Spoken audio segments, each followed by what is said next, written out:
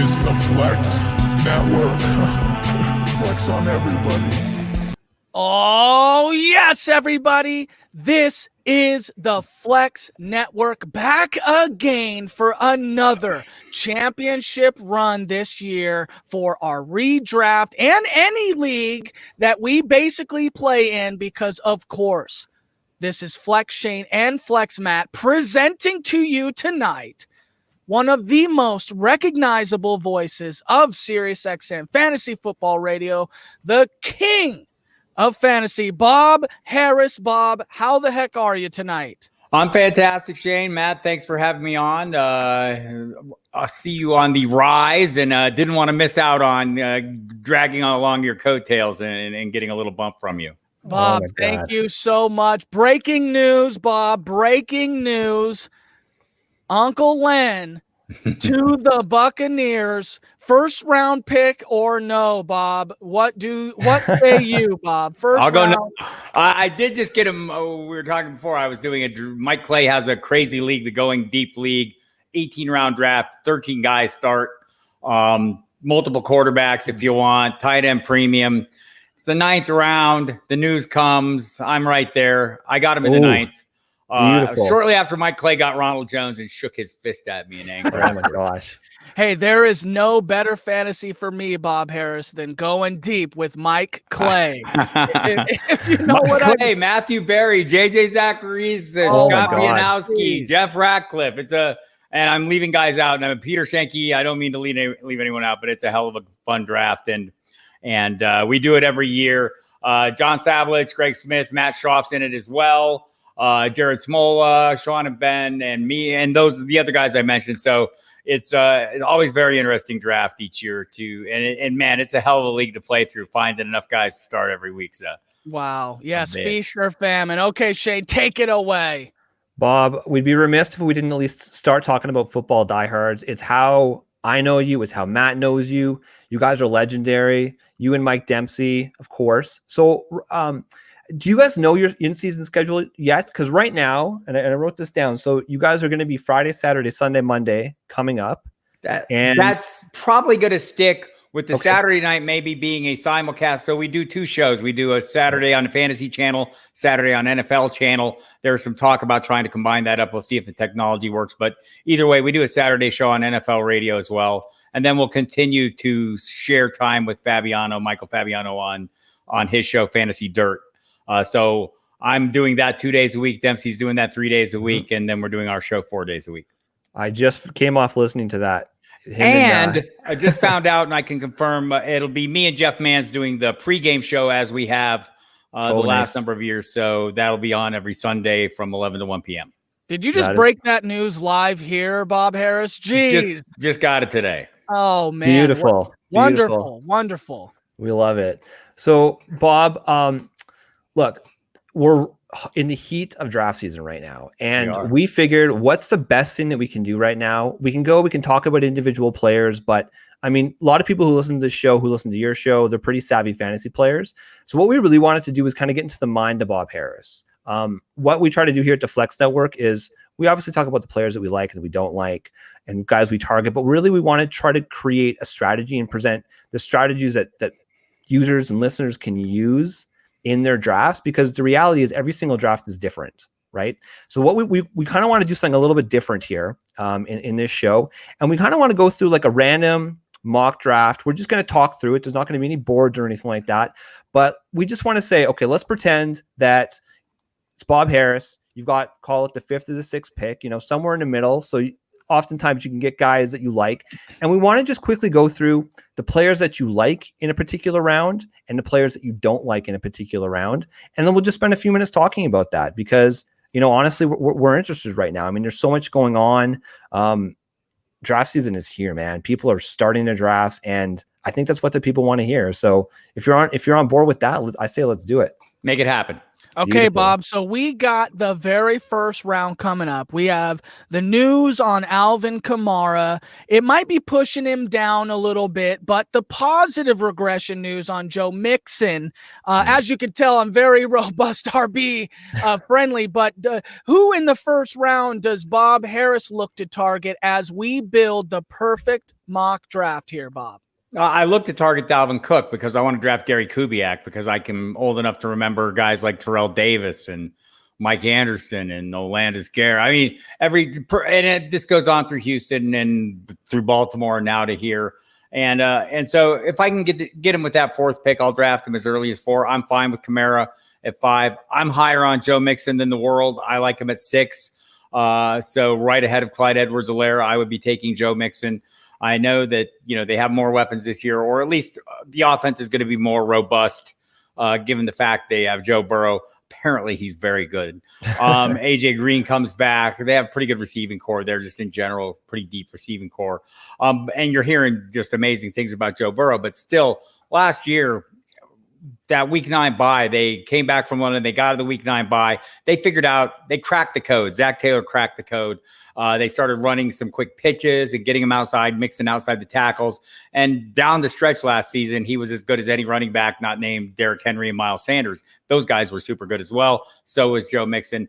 The thing last year about Mixon was they used him regardless of game script because it didn't matter. The game script was always negative, and he was their only good player. Little concerned this year that maybe they have some different options. Their defense is still going to be bad, so maybe they throw a little bit more, but maybe he can be a piece of that as well. But I think the wide range of running backs in round 1, pretty much wherever I land, I'm pretty comfortable. And if I'm not comfortable, I'm comfortable with Michael Thomas if he falls to me. So what is that point? I know that we're talking about the middle of the draft, but at what point are you taking Michael Thomas? If he falls to me, if I'm there at 10 and Michael Thomas is there, I'm probably good with that. I mean, and I've been in drafts recently where that's happened. I've been in a couple drafts. In fact, some of this, you get that minute by minute injury news. I think Miles Sanders fell to me in the second round in that draft, and, good things happen. So, you can get a little good luck. Like I saw Alvin Kamara go with the 8th pick overall in a draft last night, just based on the insanity that was going on. Now everything's calm and cool today, or relatively so. So, but yeah, so if I get around that 10th pick and I see Michael Thomas still there, I can't resist. And that's because I'm drafting late enough that I'm still going to get a super good running back coming around. And that's kind of the key. This is a running back heavy draft for me early, like it is for everyone else. If I come out of the first 4 rounds with 3 running backs, I'm pretty happy. If I come out of the first 5 rounds with 3 running backs and a tight end and a quarterback, it's not unusual for me because the value at wide receiver is crazy deep. Yeah. So Bob, 0 RB, not a thing in your life this year in fantasy football. Not for me. I think this year there's such a cliff. And if I feel really, ideally if I come out of that 4th round and I have 2 running backs, maybe a tight end, and by maybe a tight end, I mean Mark Andrews for sure. And, maybe the 3rd round, and I'm coming back in that 4th round and Jonathan Taylor's there. That's like a rat bait for me. I'm just taking it. The trap is sprung and I'm all in. And it's usually because I have a couple good running backs before. If I can get one of the top 12, I think there's like 4 tiers of running backs, right, to start the draft. The McCaffrey tier all by himself. And then a group of guys that kind of runs down, from Zeke and Barkley Zeke down through, let's say, Josh Jacobs. And then you kind of move into the Nick Chubb, Aaron Jones tier. And then you get into that next tier where there's that big range of guys. Chris Carson's my favorite in that tier. Right. If I get him, I'm super happy. If I end up with Todd Gurley, I'm all right. James Conner, okay. And then kind of progressively worse. And then if I get one of those guys and I can come back around and get Jonathan Taylor, I'd be super happy. It'd be the happiest draft of all. Yeah, so, okay, in the first round, let's just say we're going to chalk you down for Dalvin Cook. That's the guy that I think you has stated in the first. Now, is there someone you are out on in the first round at all? I don't think I don't like to say I'm out on anybody. I mean, I'm not keen on Austin Eckler going in the first round. I mean, I'd probably miss out on him. I've seen him. He's kind of varied. He's kind of been on that fringe there where he's going in the second sometimes. I'm a little better if he's my second running back. Don't really want him as my first running back. Okay, good. Yeah, lots of talk about Josh Kelly coming in. He looks like he's going to be the backup ahead of Justin Jackson. So yeah, he's my late round. He's late round hero. Josh Kelly right now. It has been all along, as Matt Waldman has whispered in my ear about him. Yes, awesome. yes. Yeah, Our pick is going to be Joe Mixon here in the first round. Love Mixon.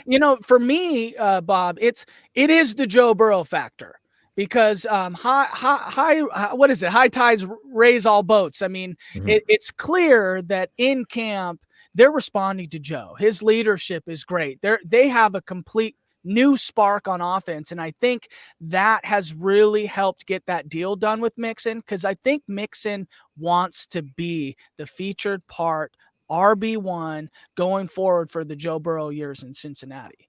Think about what the Bengals have done here. This is a team that doesn't pay people, right? Or has historically not paid people. They go out and they get this young quarterback, the first pick overall. They pay Joe Mixon, who expressly said what you just talked about. I want to be the next 5 years and maybe beyond playing with Joe Burrow. I think you look at the players, listen to the words they're saying about Joe Burrow, but listen to the guys that have covered the Bengals for years, what they're saying about Joe Burrow. And man, I'm all in on this. If I miss out on my guy, I'm super happy to get Joe Mixon, and you guys made a great pick. That's awesome. So we're going into the second round, and you've locked up Dalvin Cook. See, this is kind of tricky. If you're picking in the middle of the second round, and let's say the guys like Aaron Jones is off the board, Nick Chubb's off the board, people are gobbling up those running backs. Are you okay taking a player like Tyrod Taylor or even DeAndre Hopkins, or are you going to maybe potentially pivot to a Kelsey, even though I think you mentioned you like Mark Andrews. I know you like Mark Andrews. You talk about him all the time on your show. What direction are you looking at here? Or are you going to reach a little bit and maybe go like a Chris Carson or somebody at ilk? I think I'm going to take my chances that one of those other running backs is going to be there coming back in the third round. I'd probably go tight end at this point. If it was Kelsey and he was there, I'm fine with that. If it was Kittle and he's there, I'm fine with that.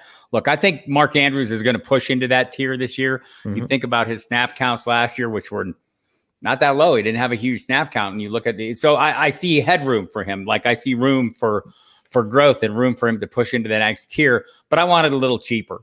So if I'm in the second round and I have a hole there, and again, man, I just see some really great receivers. I mean, we can, we'll talk about it when we get late in their draft, but there's just a wide range of guys. And yes, it has to work out for them, but it has to work out for everybody. So I'm happy to get the plays I like here. I think Kelsey or Kittle, super solid. So if that was the situation, I was coming in here and I'm facing, the running backs, that next tier of running backs are gone. I missed out on the Chubb Jones tier. And I'm not all that eager to get in that tier. I mean, I'm okay with it, but I'm more okay with one of the top tight ends. And the only way I get one of them is if Sigmund Bloom isn't drafting with us, because he probably took one of them in the first round. Bob, you're such a legend. We're 12 minutes in. You've name dropped every good analyst to this point. They're all your best friends, and I love that, Bob. But here's the thing, Bob. We have a conundrum.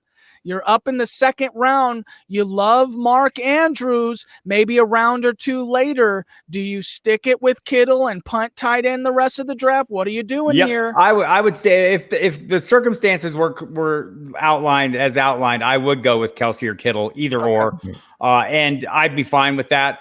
Look, I mean, I'd rather try and land Andrews in the fourth. If I feel not comfortable with that, I'm okay in the third. If I miss out on all that, I'll go Zach Ertz in the fifth if I can. But ideally, one of those top three. That's the tier I'm looking to get in at tight end.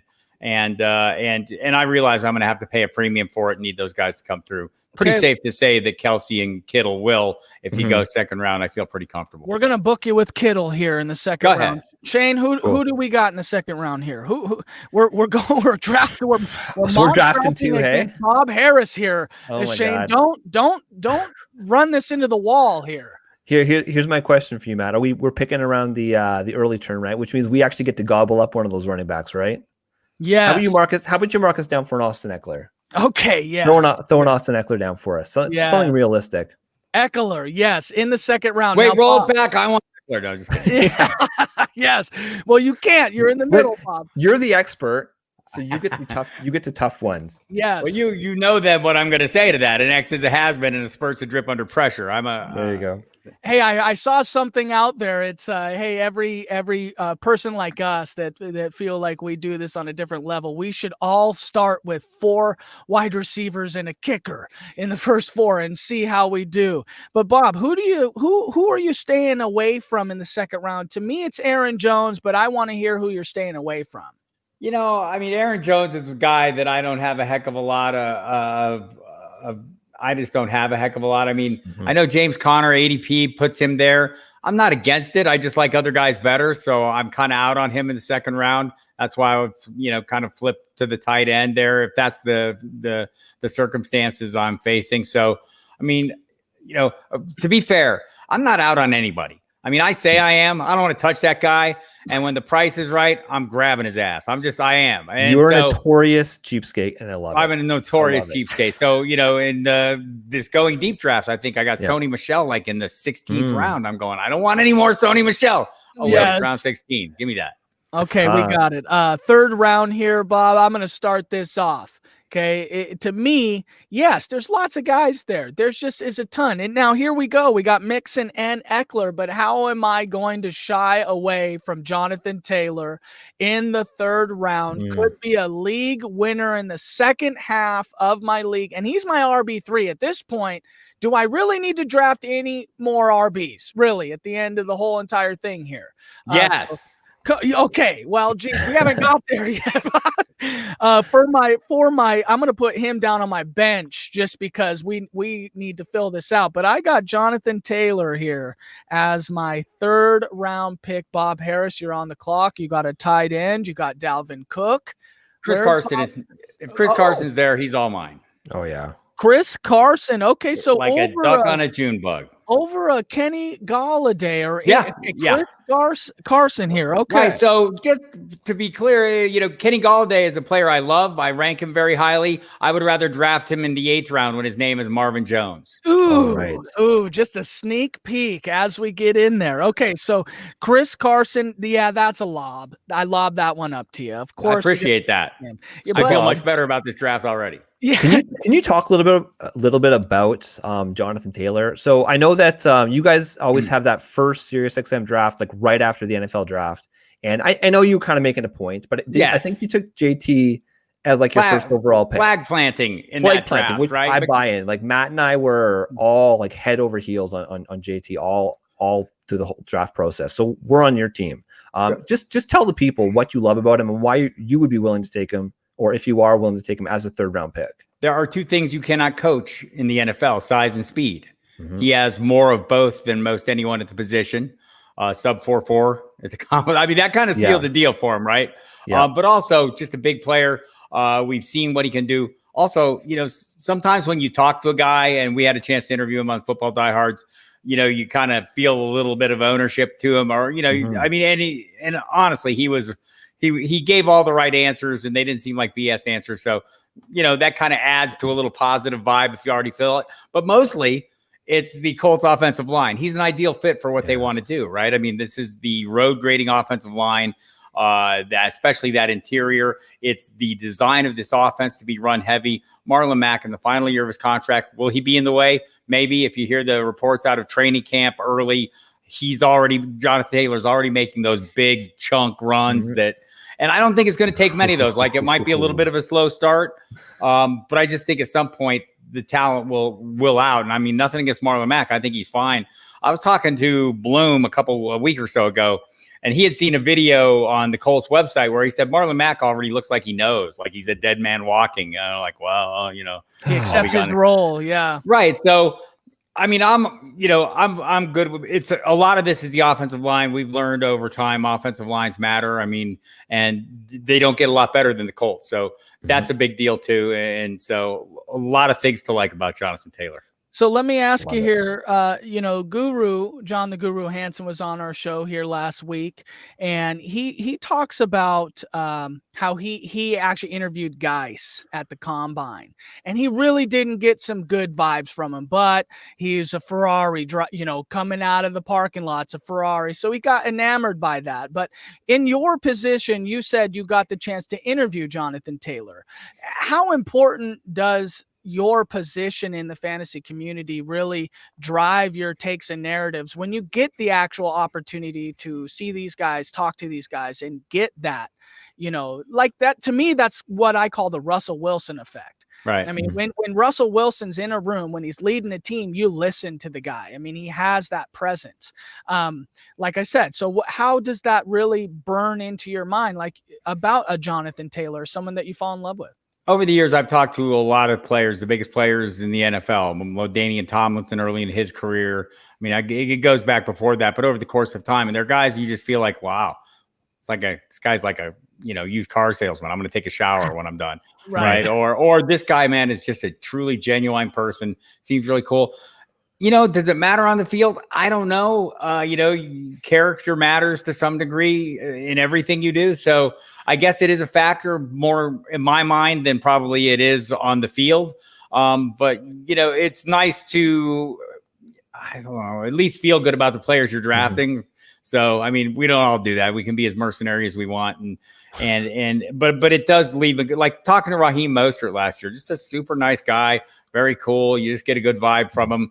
That's great. I mean, I'm not drafting him this year. So, I mean, it's not like 100% thing, right? So, but I think if you already like a guy, it adds to that to a certain degree. I like to hear guys like LaDainian Tomlinson, I've interviewed this offseason, or Marshall Faulk this week, talk about Jonathan Taylor, talk about Clyde Edwards-Helaire, and mention what a high football IQ he has and how that's really going to work in his favor in Kansas City, or talk about why he thinks Todd Gurley's going to excel in the Atlanta offense. I think those kind of conversations, I think, are just as useful as talking to the player. Well, you definitely said Todd Gurley. I mean, is he your player in the third round that you're? Second one. He's. I have him right after Chris Carson, and I think I think it's fair. I know there's a lot of concerns. There were concerns last year, right? We were complaining about the workload, yet still Todd Gurley was really good down the stretch. He put up fantasy production. It just wasn't what we're used to. I think in Atlanta, he has a good chance to be a scoring threat. That offense gets in the red zone a lot. It's like I think 75% nearly of their scores come through the air. He can be a factor in that as well. I think he's a good enough receiver to be part of that. So look, I think the Falcons have no reason to dial back on him, right? I mean, you can see why the Rams maybe did, thinking at the time, wow, this is a long-term investment. We're going to owe him a lot of money. We're going to need him around for a while. We're going to kind of nurse this thing. I don't think the Falcons feel that limitation. I know Dirk Cutter has talked about 15 to 25 touches a game. And I think that seems like a reasonable range. Last year, he averaged, a 16, almost 17 touches a game. For his career, he averages about 20, that middle lane right between the 15 and 25. That would suit me just fine. Who are you afraid of in the third round? A lot of guys. Oh, geez. Kind of a dangerous little area for some. There's only 12 of them. Yeah, some of the running backs. I mean, there's that. I mean, I don't like all the running backs in that range. I'm a little bit nervous about, we'll see James Conner. But like Le'Veon Bell, I'm not that keen on. I just don't think it's a great offense. Melvin Gordon, I think he's going maybe a little after, right in that range. But that range, that tier of running backs, there are a handful that worry me. I mean, James Conner, I think it's going to be a great workload as long as he remains in locked and upright position. I profess to be injury agnostic, so I still draft him when he presents himself at the right time. But maybe when he does present himself, I'm kind of looking around and so, maybe this is the draft where I don't get three running backs in the, that's early. But Melvin Gordon, I think for sure is the guy that I really don't have a good feel. If you listen to the people who cover the team locally, they don't think Phillip Lindsay's going away and they think it's going to be a pretty reasonable split. We've seen Gordon be really good, in a split, right? I mean, we saw it last year down the stretch. He can be very productive. And, I know everyone, is we don't know exactly what this offense is going to be. They have a lot of weapons, though. And so it just worries me a little bit. Is he going to get the touches? I think there'll be goal line touches. I think he'll get the quality touches. But which honestly, matters. I just want, I'm looking for a clearer path to workload in that round. Yeah. What about, speaking of a clear path to workload, so I'm going to steal one of your isms, the Gordian knot that is now the Tampa Bay Buccaneers. Would you consider Leonard Fournette in this range, or are you still waiting on him? I would probably consider him in this range, but I might be looking at wide receivers then. I mean, there's, and I'm not looking to go wide receiver that early, but I could, and we'll see. I mean, maybe this plays out in the next day or so, and I get a little something, a little tidbit or something that makes me feel a little more confident. I was super confident getting him in the 9th round. Third round, we'll see. I was before, honestly, in Jackson when he was with the Jaguars. I felt like the touch count would be similar, to what we saw the year before. Maybe not the carries would be similar. Right. I don't think the receptions would dial back to a degree, but I do think he's a capable player. And we saw those 76 catches last year. That kind of has to open some eyes. Maybe he can have a more complete role in Tampa as time goes on. We'll see if that comes into play. But I think drafting a guy going to a new team that week, you're drafting down the road. And I mean, look, there's guys like David Montgomery around later. I know he's hurt and everything, but if I miss on that 3rd round, then I'm seeing him fall to the 5th, 6th, 7th round because people are afraid he's going to miss a game. Then I will follow that trail. Shane, who do we pick in the 4th round? Shane, here we are, 3 RBs. We're staring down the barrel of some good options here in the 4th. We have to beat Bob Harris in our league. Here. See, this is generally where I like to pivot to my wide receiver. I'm kind of the same as you, Bob. Like, this is where there's so many good choices here. There's guys like Amari Cooper. We're seeing Odell Beckham often fall into the 4th round. Gonna ride the Amari coaster. Yeah, buckle up. Me, look, to be honest, so Amari has a special place in my heart. I'm going to tell you a little story. So it's one of my home leagues. It's a smaller league, but it's guys I've been playing with for years and years. It's very competitive. So this was about 3 or 4 years ago when Amari, it was either his 1st or 2nd year in the season, and a stack correction, which is filthy, but I'll take every way I can get in week 16 final, got me the win. And so forever, I will love Amari Cooper. But then I've had him on other teams, and to your point, it's a friggin' roller coaster. So in a best ball type league where you don't have to really pick and choose the weeks that he's going to go off, I'm cool with it. But where you have to start your lineup, and especially if he's my wide receiver 1, I'm kind of out on Amari. If Odell is there in the early 4th round or middle 4th round, I think I'm going to pounce on him. Yeah, I'm going to drop another name. Mike Tagliere loves him. Thinks he's that guy that you can get in that range who could be a top 3. And I mean, it's not totally wrong if things worked out that way. Yeah. So I get the upside. I kind of like, it's like we talk about this all the time. Roster construction is going to be a big thing. Mm-hmm. So, I mean, if you get that guy that you think is a little volatile as your wide receiver 1, there are going to be plenty of guys that give you that high floor that you can come back around, circle back and feel confident, whether it's Cooper or Odell Beckham. They both have that super high-end ceiling, and there are weeks where they may not show up, and you can fill that void pretty easily, I think, in this draft. Did Shane just select Amari Cooper for us? Odell. No. Give me Odell. No, you can't get Odell because technically it's a 3rd round ADP, so we can't just. Oh no. Okay, I'm trying to be arbitrary. Okay, let's. We're going Amari Cooper. Screw it. We're gonna just let it ride. Bob Let's Harris. 4th round, Bob Harris. You're sitting with Dalvin Cook, Chris Carson, and Kittle. Is this the chance that you go a wide receiver 1 in the 4th round, or do you do something crazy? Your favorite Mark Andrews is there. Do you double up on tight end? I will not double up on tight end if I go George Kittle early. I will wait that out. So generally, you guys probably know this. I have a pretty true method that I've used this season just because I like the range of value at quarterback.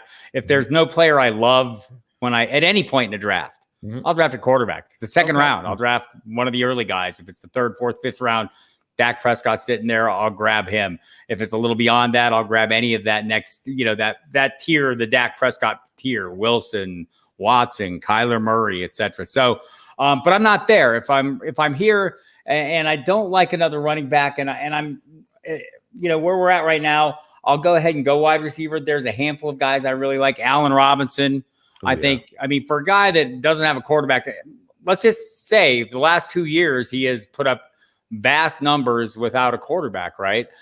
So it would be, the decision would be between him and DJ Moore, who I love as well. I'm probably going to go with Robinson. I think a higher floor and a pretty high ceiling. Quarterback play can't get worse in Chicago. Just given the competition, they're going to figure out something. But it doesn't matter because he's been phenomenal each of the last 2 seasons. So a guy that I'm pretty comfortable with. If Adam Thielen was there, he would be in this conversation as well. You really think that Adam Thielen would drop to the 4th round? Don't know. I mean, he's going late 3rd now. Like, I'm not sure Allen Robinson would make it into that round. It's pretty close for him and DJ Moore as well. Yeah, I would say Allen Robinson's a great pick. Okay, we're going to move on to the 5th round here. And right here, I mean, we're sitting pretty here. We got Joe Mixon, Eckler, Jonathan Taylor, Amari Cooper, and we got to go with our guy, Catch TMC right here, Terry McLaurin. Of course. We have to, Bob. You have to break this tie between us. So I've got him back to back in my rankings. Matt has Terry McLaurin over DJ Chark. I got DJ Chark over Terry McLaurin. Technically, is the last pick of the previous. Okay, round. fine. Going off my own rules to this thing. The guys just ain't gonna fall. They're not gonna be there. So I gotta know though. I gotta know, Bob. Who would you? I have Chark one ahead of McLaurin.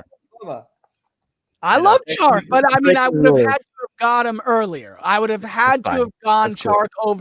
Okay, Bob, would you go Chark over Amari Cooper? No, I don't think I would. Okay, so that's really I don't think I'd get either of them. I think I'd wait later and get Michael Gallup. Boom! Oh, okay. Ouch. Well, Bob, you're in the 5th round now. You just went Allen Robinson. You got your choice of a couple people here. Who might you go with? So I don't need a high floor guy right here. I mean, Keenan Allen would be that if I was looking for a guy that I think has a high floor. And I think, I don't care who his quarterback is. Tyrod Taylor is plenty good. You can think back to 2015 when he fueled the Sammy Watkins fire for 9 games. When Watkins was healthy, he was unstoppable in Buffalo. That was Tyrod Taylor throwing him the ball. I don't think the quarterback's concerned there. But since I kind of have that guy, and maybe I want to go high end. I missed out on Mark Andrews. Maybe it's time to get the late 5th round guy, Marquise Brown. You're taking a little chance here. It's very volatile. But I think at that point, you're okay. Allen Robinson has that super high floor. So I'll go with Marquise Brown here because I'm not getting him enough, mostly because I'm drafting Mark Andrews so much. I don't want both those pieces, although I've done that. I'm not going to lie. I have both pieces. In like the Kings Classic draft, I have both pieces. But I think this is my prime opportunity to get that piece. And funny thing about him is, last year, I guess around the middle of August, we started hearing the coaches saying all these crazy things about Lamar Jackson, right? This guy, we're going to change the way offense is played. Why are the coaches saying that? They don't have to say this. We're, talking about how they're going to adjust their offense, take advantage of the skills. All that was true. They've been saying not the same thing, but similar things about Marquise Brown making a jump this year.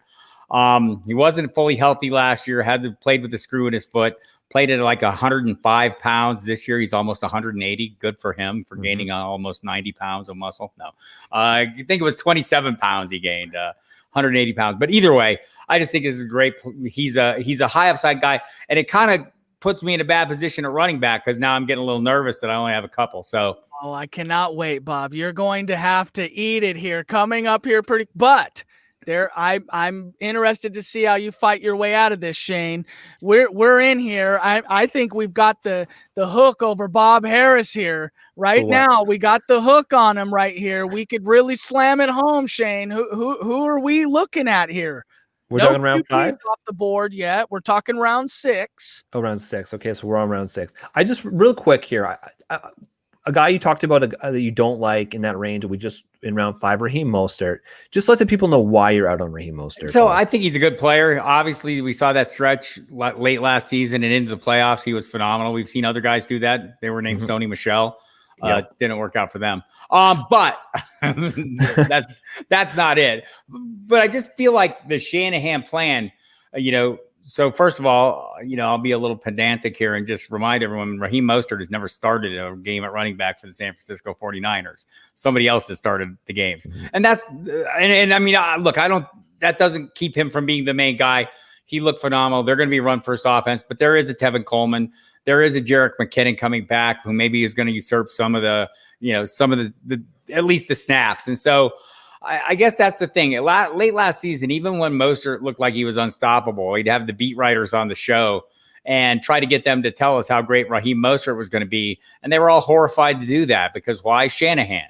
Mm-hmm. They don't want to get their asses Shanahan-handed to them. Oh. And I think that's my concern with him. And I think there are other guys like he's one of the reasons why I want to have 3 running backs before I get to the 5th round.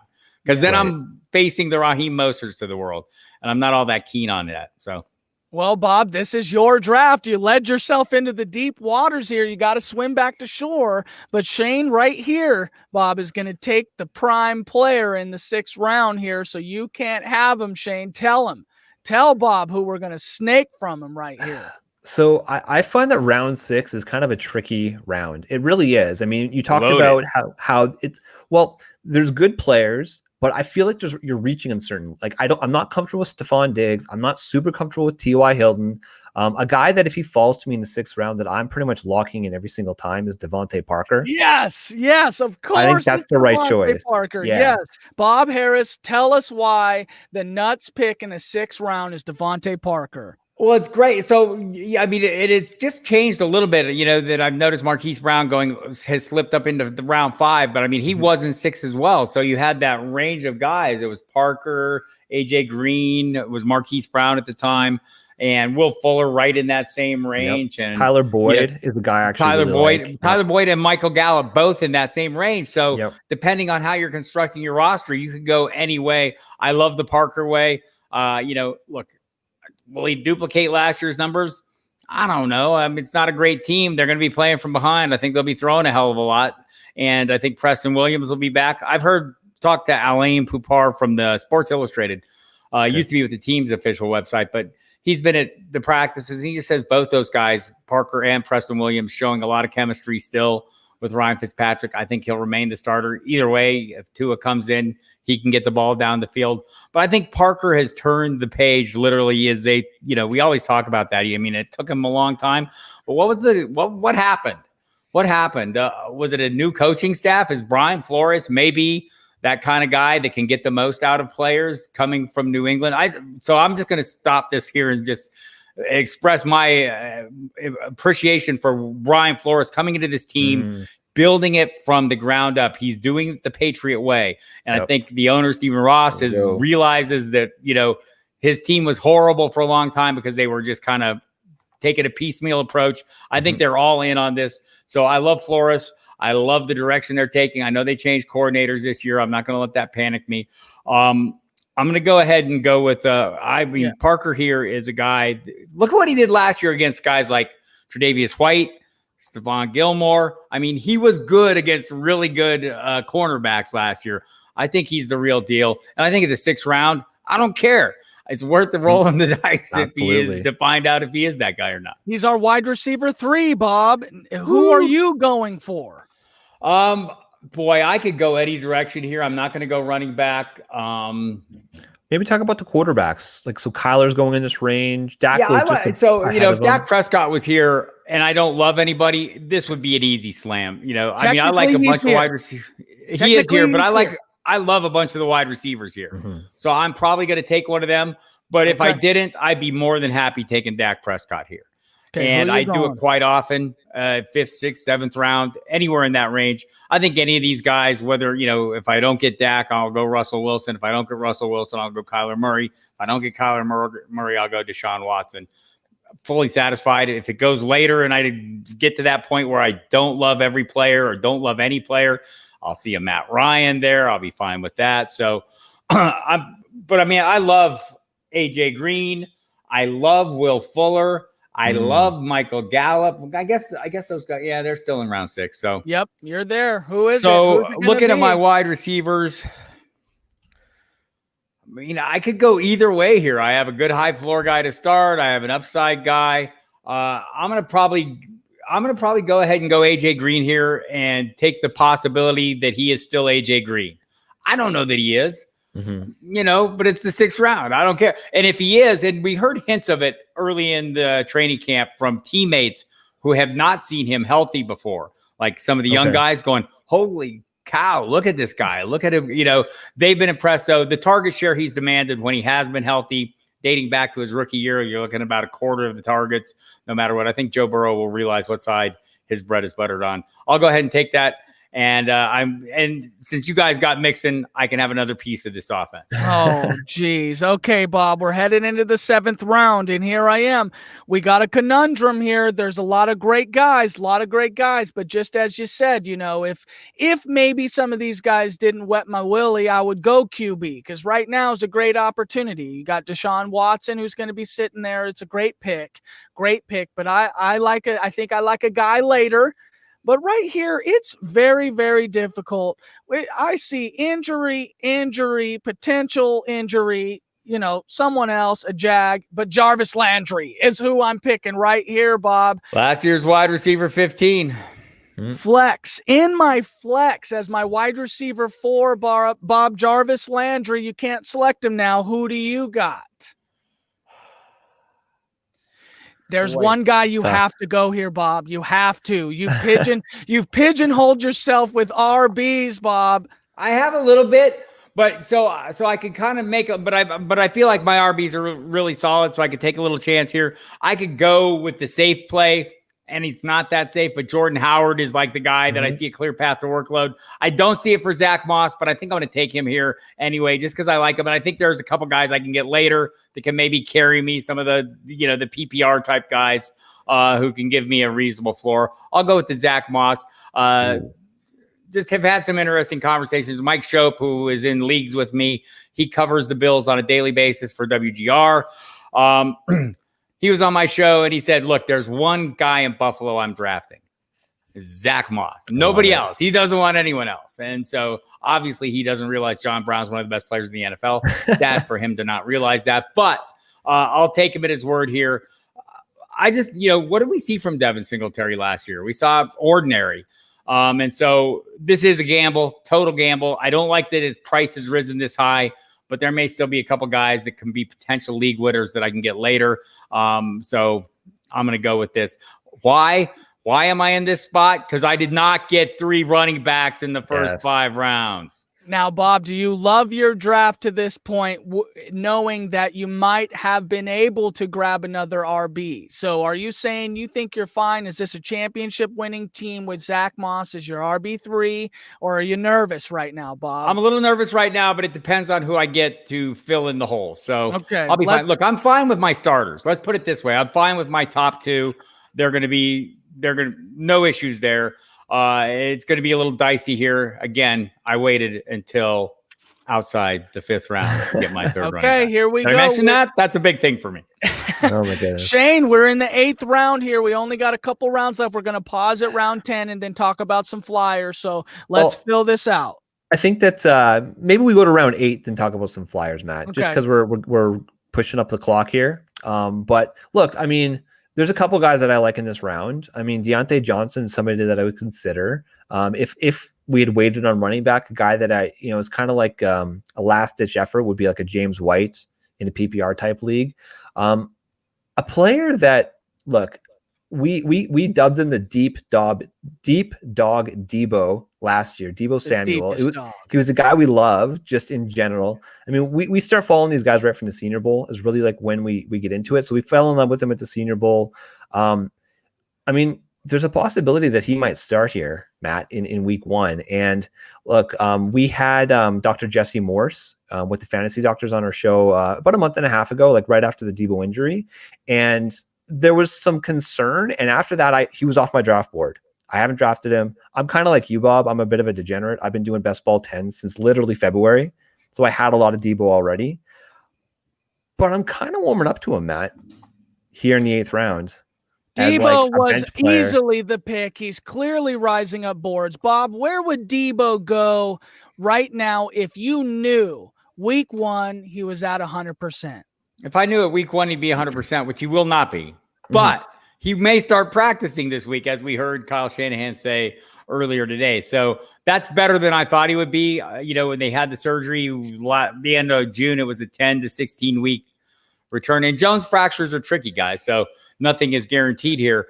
But if I thought he was going to be Debo Samuel right out of the chute, he would be going much earlier than this. He would be going earlier than this. I don't know if it's much earlier, but definitely earlier. I think there's like 2 receivers in San Francisco you can field at any time. One of them is George Kittle, who I drafted in the 2nd round, and one of them is Debo Samuel. And beyond that, you're taking your chances with this passing attack, unless you're waiting until really late in the draft and getting like a Jerick McKinnon or a Brandon Ayuk if you're really and I think guys like Kendrick Bourne, the DFS kind of play guys you need to avoid, but they're viable for that, but not much more. Bob, 8th round. So this will be our last round, and then we're just going to talk about some flyers later. So I'm not seeing James White in this round. He would be a guy I would take if he was there.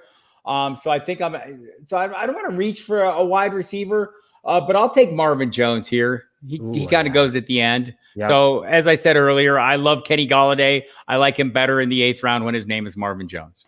Marvin Jones, a very high producer, only played in about 13 games last year. Almost outproduced Jarvis Landry and with 3 less games that they played. All right, here's how it breaks down, Bob. You have Dalvin Cook, Chris Carson, Allen Robinson, Hollywood Brown, AJ Green, George Kittle, Zack Moss, Marvin Jones against our robust RB strategy of Joe Mixon, Austin Eckler, Jonathan Taylor, Amari Cooper, TMC, Terry McLaurin, Devontae Parker, Debo Samuel, Josh. So this is our dream team. This might not ever happen. I'm going to say that your Jonathan Taylor pick was the turning point for me. Might have had him as my 3rd running back in that range. I like to get the running backs. I probably could have gone running back there, but I'm out on the edge a little bit. I'm standing out. I'm definitely this is definitely an edgy draft for me, but it's not horrible. I think there are guys we can get late that can kind of fill in and help out and patch it in. We talked about Joshua Kelly, who I would probably be reaching up for in this draft a little bit. There are other running backs that I feel like, look, at some point, Sony Michel is going to go, right? And I mean, I don't know if he's going to do anything. The worst thing in the world is going into this year, looking at the players who really disappointed me, making my 10-foot pole list, and then totally throwing my 10-foot pole away and going after every single guy I said I wouldn't touch. So Sony Michel is one of those. I have way more shares of him than I wanted to. Robbie Anderson's another guy I have.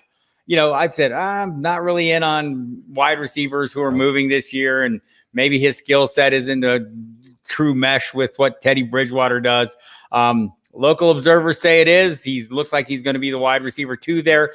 Only 3 wide receivers have been targeted more on deep passes since Anderson joined the league. They are Mike Evans, Julio Jones, and Antonio Brown.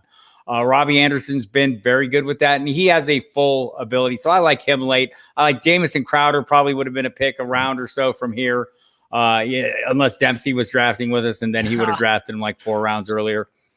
So, which we should make that happen, Bob. But okay, goodness. So there's your flyers, a couple guys you like late. I'm going to throw for the last 3 minutes here, Bob. I'm going to throw you a couple names, and then we're going to wrap this up. I want to hear a quick take on and maybe why you think they could be league winners or you're out on. Number 1, Sammy Watkins. I'm out. I mean, might win you. Might be a game winner or 2. I mean, any wide receiver outside the Kelsey, Clyde Edwards-Helaire, Tyreek Hill range, they're going to have huge weeks and they're going to disappear for stretches. So hard to start them. So it's hard to draft them. You never know when you play them. Alan Lazard.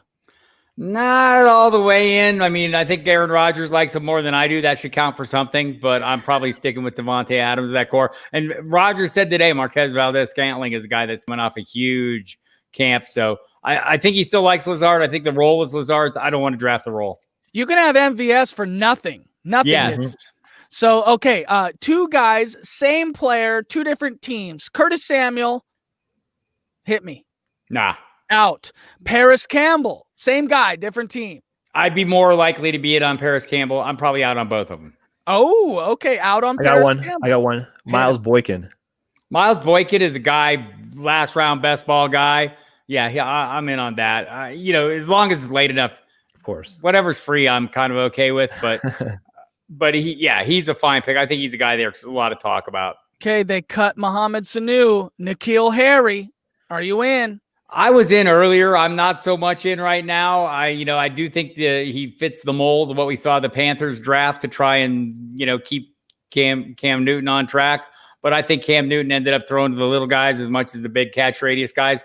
And honestly, when you listen to the guys who cover the team, they just don't see him doing the things that, top wide receivers do. So we need to see a little something from him before I invest any more in him. All right, the last guy, Bob, tell me. I'm juiced on this guy, Bob. He was our Debo he's our Debo this year. We were juiced on Debo and Terry McLaurin last year. This year, Bryan Edwards. WR1, Bob. The buzz is growing, and the price, I think he's still free, right? Essentially. The price is going up. I've been in a few. The price is going up, but it's still essentially free, right? Where's he at? 13, 14, roughly. Yeah. I'm all right with that. Yeah, I'm all right with that. Look, he would have, had his foot not been hurt last year, I mean, we would not be talking about him going in the draft where he went. Now with Tyrell Williams out, I think there's, the opening is there. He's got to snag it. I think that's a fair price. And that is it, everybody. Bob Harris, thank you. Thank you, sir, for all of your time and showing our listeners and everyone in the world a perfect draft strategy from Bob Harris here. Of course, we snaked you a couple times, Bob, but is there anything, Bob, is there a guy you want to put your fantasy finger on this year as a draft player, a league winner? Who is it? I mean, I'm hoping it's Joshua Kelly. We've talked about him, so I'll pivot away from that. I think Will Fuller probably, if he can stay on the field, is a league-winning type player. I think Joe Burrow is starting to grow on me as a league-winning type player. If nobody's drafting him, I don't hear people. I've been doing this 30 years. I haven't heard a lot of people talk about a rookie quarterback like they're talking about this guy right now. So if he's free in your draft, I think that's a fair assessment. And don't overlook, we know every tight end outside that top 10 has some value, but Jack Doyle is a guy in PPR leagues. Mm-hmm. If you're overlooking him, when it comes to getting your second tight end, you want a high floor guy. I can't think of a higher floor guy, not a league winner, but a high floor guy. Will Dissly's the league winner. Everyone knows that. Oh, yes, of course, Will Dissly is, Bob. All right, Shane, take us out of here. Yeah, so this is definitely a pro Will Dissly podcast. But all right, fire the dismissal. That's right. The people can find you on Twitter, of course, at Football DieHard. They can find you on SiriusXM or Football Diehards is your show. Of course, footballdiehards.com is where you write. Is there anything else you want to tell the people about what Football Diehards is doing this season? The website or?